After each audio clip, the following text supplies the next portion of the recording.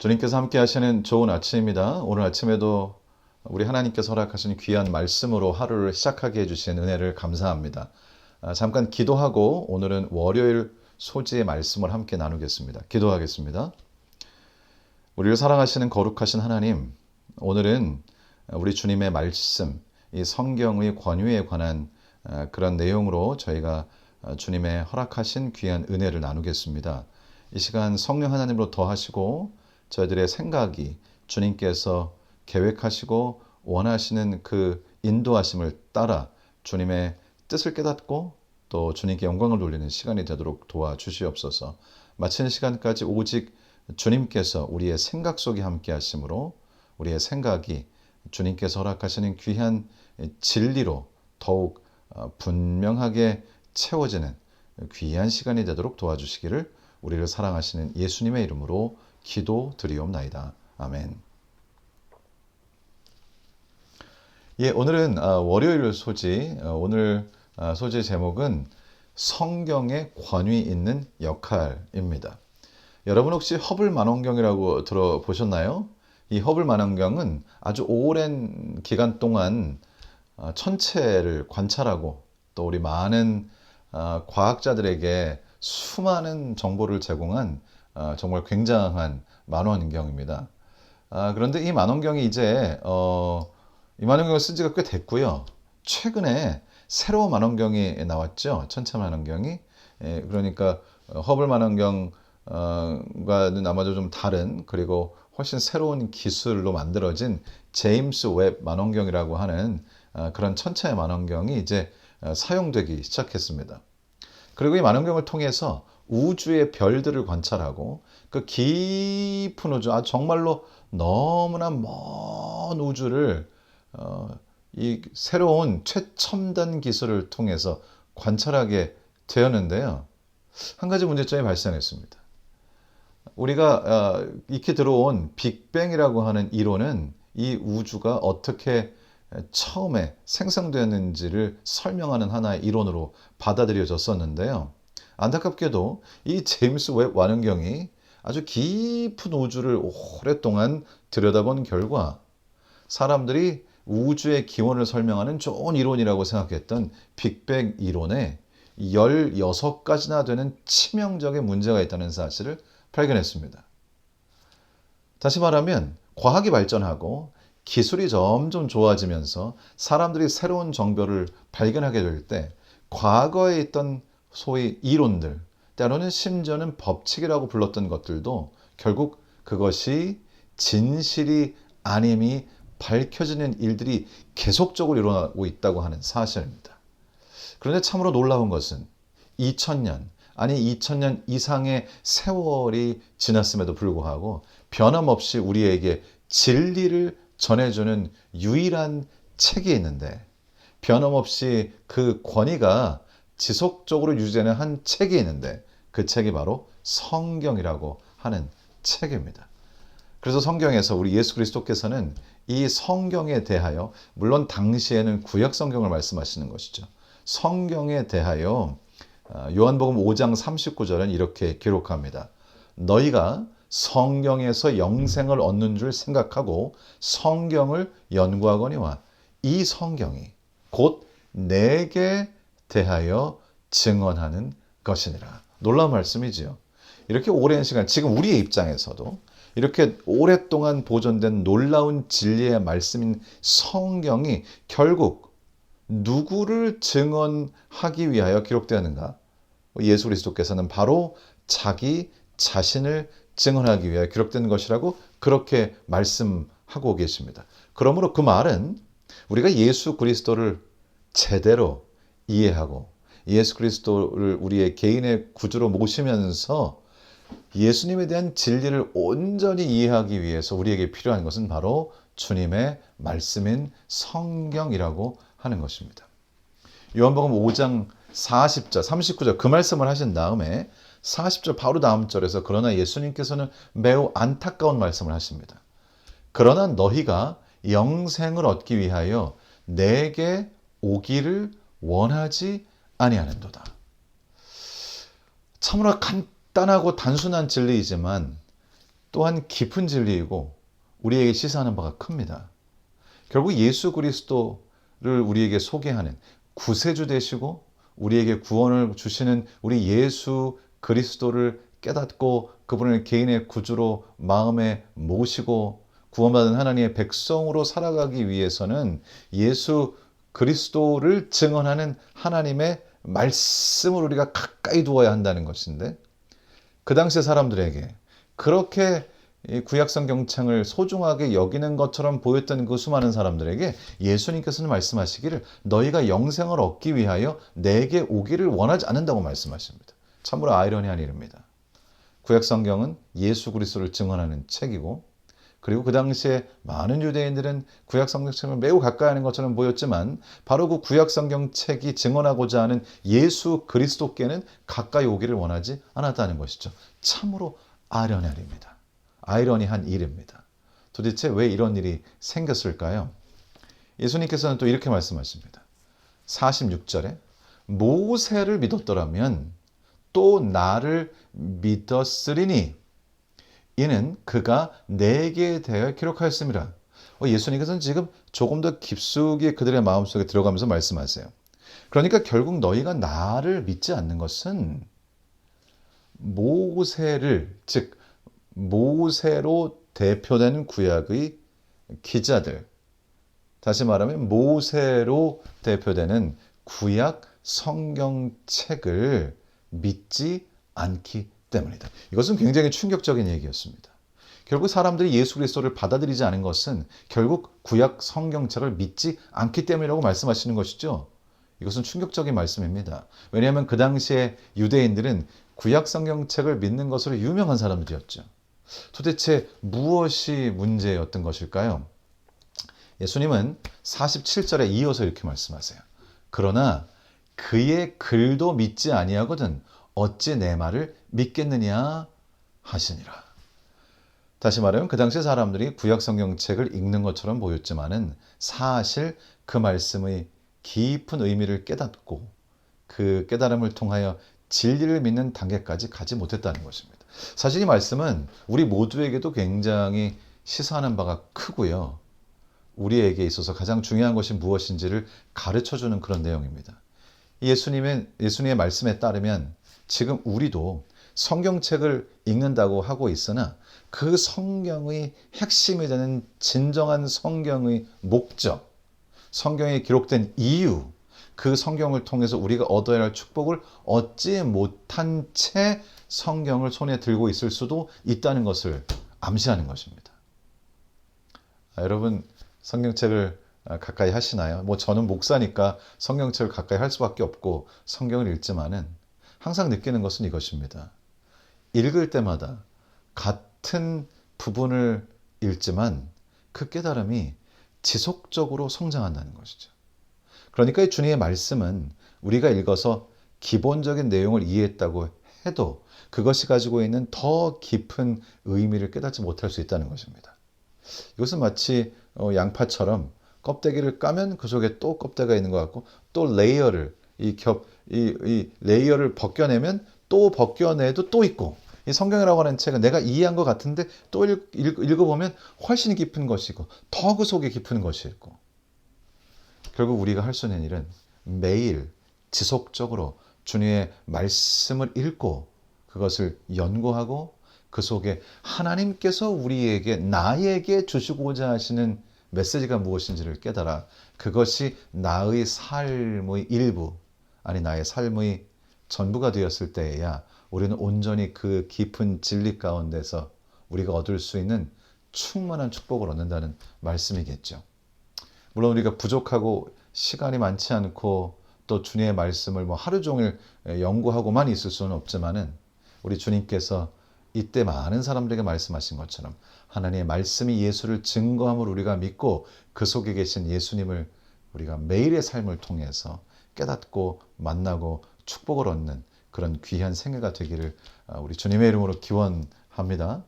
예수님께서는 이 말씀을 하시면서 사실 이 말씀을 하시기 전이죠. 요한복음 3장에서 어떻게 구약 성경에 각각 관련이 없는 것처럼 보이는 말씀들이 예수 그리스도를 증거하고 있는지를 보여주셨습니다. 예를 들어서 요한복음 3장 14절의 말씀은 이렇게 기록합니다. 모세가 광야에서 뱀을 든 것 같이 인자도 들려야 하리니. 예수 그리스도께서 십자가에 달려 이제 돌아가실 것인데, 모세가 광야에서 이스라엘 백성들이 불뱀에 물려서 고통받고 있을 때 하나님의 지시를 조차 장대에 구리뱀을 달아서 이렇게 세우고 사람들이 그 뱀을 보게 되었을 때 치료를 받았습니다.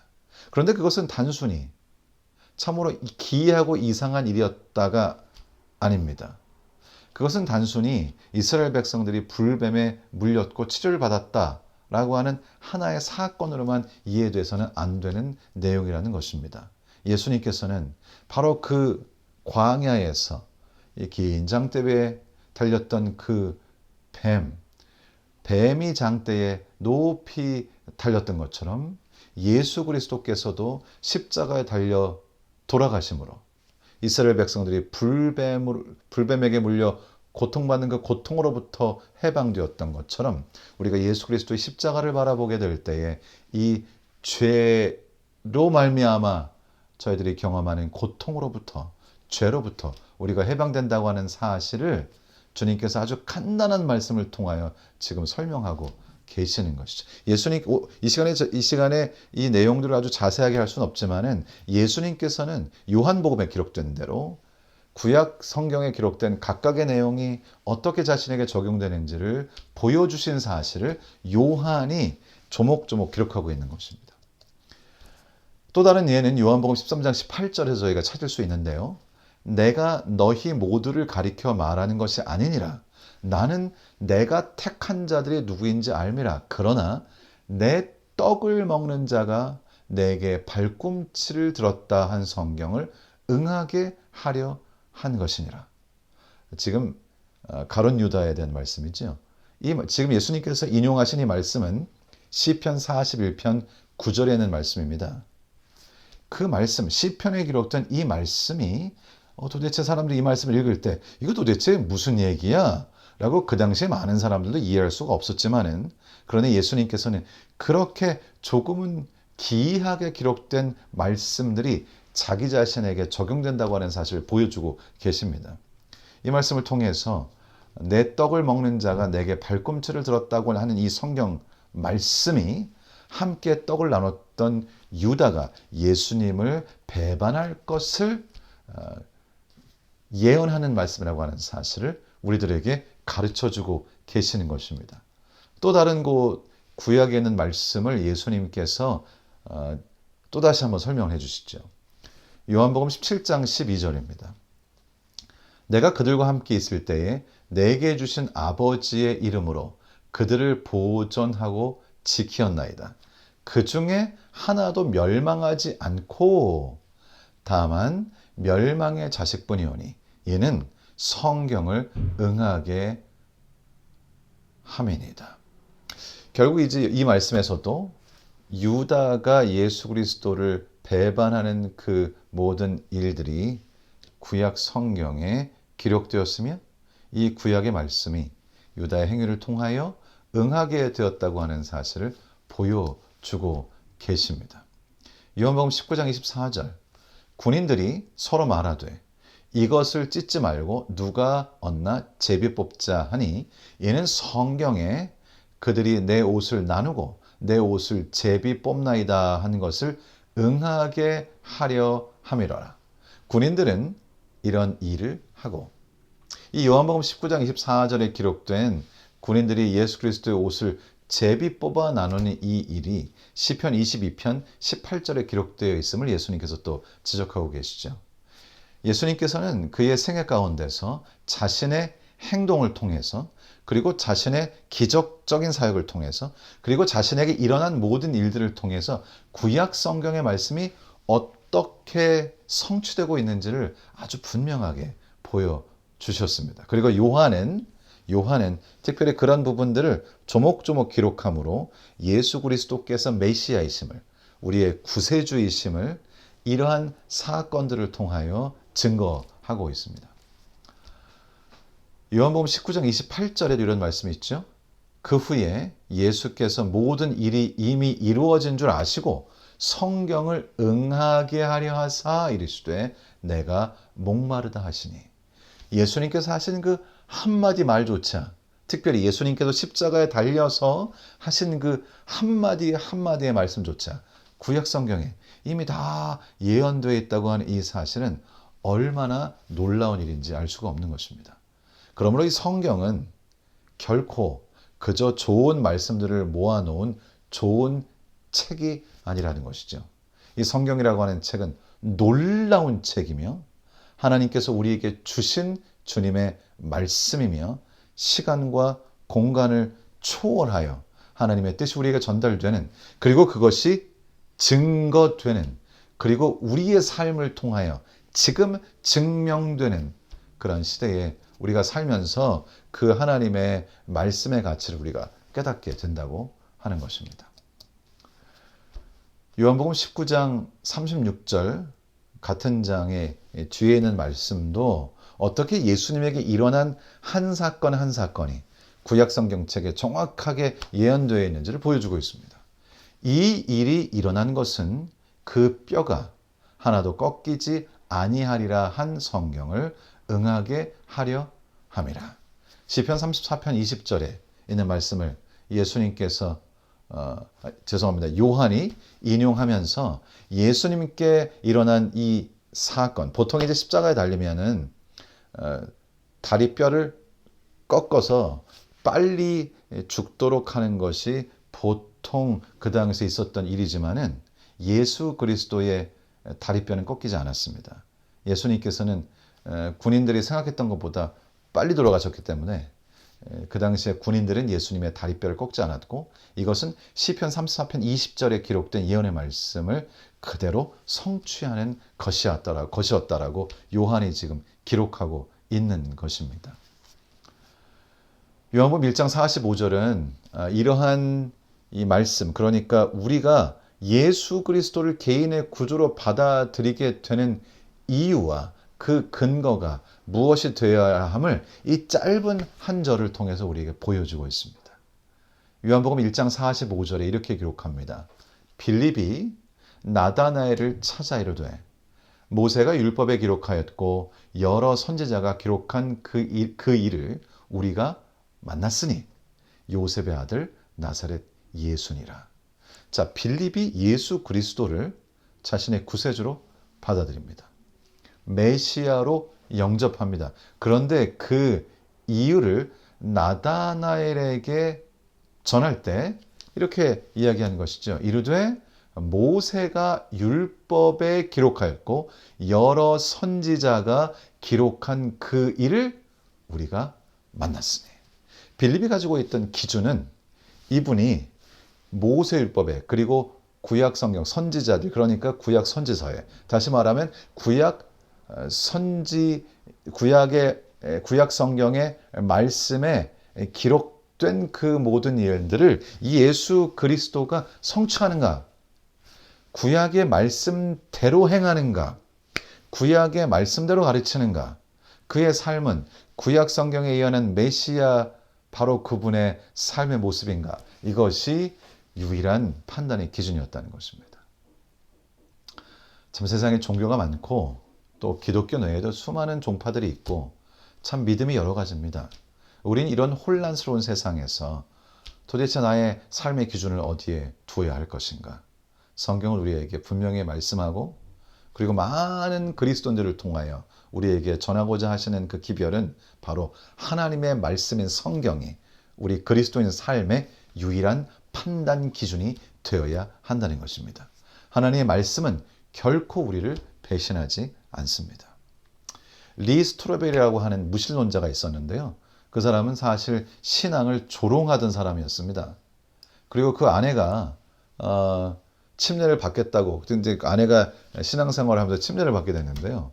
그 침례를 받겠다고 하는 얘기를 듣고 굉장히 화가 났어요. 어떻게 저렇게 말도 안 되는 것을 믿는가. 그는 시카고 트리뷴이라고 하는 그런 신문의 수석 법률 기자로 일을 하고 있었고요.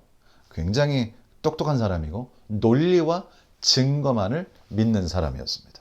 그런데 그 아내가 자기가 생각할 때는 말도 안 된다고 여겨지는 기독교인이 돼서 침례를 받겠다고 하니까 이 마음에 너무 이제 화가 치밀어 올라가지고 결국 이 사람은 이 성경을 통하여 이 기독교가 얼마나 말도 안 되는 어리석은 종교인가를 증명하기 위해서 연구를 시작하게 되죠. 제가 알기로는 한 2년 정도 성경을 아주 깊이 자신이 하던 일도 다 뒤로 하고 성경을 연구하고 성경과 관련된 모든 성경에 나온 지명들이 있는 곳을 찾아다니고 성경과 관련된 학자들을 다 찾아다니고 책을 읽고 정말 아주 치밀하게 2년 동안 이 성경을 아주 깊이 들여다보게 됩니다. 그가 했던 일은 그저 이 성경이 잘못되었다는 것을 증명하고 싶었던 것이죠. 어떻게 됐을까요? 그는 결국 이 성경을 치밀하게, 성경을 부정하기 위하여 성경을 치밀하게 정말 진심으로 연구한 결과 예수 그리스도의 부활이 역사적인 사실임을 믿게 되었고 성경의 진리를 받아들이게 되었고 결국은 성경을 부정하기 위하여 이 깊은 연구를 행하였으나 결과적으로 The Case for Christ라고 하는 아주 역작을 내놓게 되는데 결국 이 논리와 자신이 알고 있는 모든 이 지식들을 총동원하였을 때 결국 예수 그리스도가 우리의 구세주이심을 깨닫게 된 그 사실을 이 책에다 담게 되었고요. 제가 알기로는 이 책이 굉장히 많이 팔렸죠. 수많은 사람들이 이 책을 통하여 예수 그리스도에 관한 진리를 또 발견하게 되었습니다. 하나님의 말씀인 성경은 참으로 놀라운 책입니다. 그 책은 3,500년 전부터 기록되기 시작하여 약 2,000년 전쯤에 마치고 그 이후 2,000년이라는 세월을 통해서 수많은 사람들의 생애를 바꿨습니다. 오늘 하루 우리가 살아가면서 무엇을 생각하고 어디에 초점을 맞출 것인가? 제가 오늘 아침 여러분들께 제안드리기는 하나님 말씀인 성경에서 한 성경절을 고르셔서 그 말씀을 하루 동안 아주 무슨 일을 하든지 머릿속으로 그 말씀을 명상하면서 주님의 말씀이 나에게 주는 변화를 경험하는 건 어떨까 하는 그런 제안을 드립니다. 오늘 하루 동안 하나님의 말씀으로 축복을 얻는 하루가 되기를 주님의 이름으로 축원합니다. 기도하겠습니다. 우리를 사랑하시는 거룩하신 하나님, 우리에게 이 귀한 말씀을 주셔서 감사합니다. 이 말씀이 얼마나 선하고 아름다운지요. 주님께서 이 말씀을 통해서 우리에게 주신 이 기별 저희가 마음에 담고 또 이 성경 전체가 우리에게 구세주로 소개하는 예수 그리스도, 우리의 운명을 바꾸는 예수 그리스도, 그분의 십자가, 주님께서 허락하신 이 구원, 이것을 오늘 또 하루 동안 묵상하고 누리면서 주님의 말씀을 통해 변화되고 또 경험되는 나의 삶의 모습을 볼 수 있는 하루가 되도록 도와주시옵소서. 하루가 맞기까지 오직 주님께서 저의 삶을 통해 영광 받으시고 주님의 말씀으로 승리하는 하루가 되도록 도와주시기를 우리 주님 예수님의 이름으로 기도드리옵나이다. 아멘.